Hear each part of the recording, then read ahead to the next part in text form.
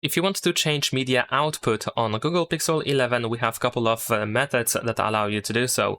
So if you play a song or if you play media in general on your Google Pixel 11, then once you open notifications, then you should be able to find the notification of or actually a panel of the media player.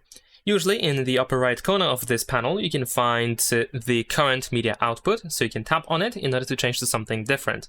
So over here, you might be able to find more options if they are connected to your phone. What you can also do is you can go to settings on your phone. Then over here in settings, we're gonna go to sound and vibration, and then here you should be able to choose the media output as well. It looks exactly the same way. And also, if you press either volume button, whether it is volume up or volume down, then you open the media volume panel, of course. And at the bottom of this bar, we have this icon, which you should be able to tap on in order to choose the output here at the top of this panel. And that's pretty much it. Leave a like and subscribe.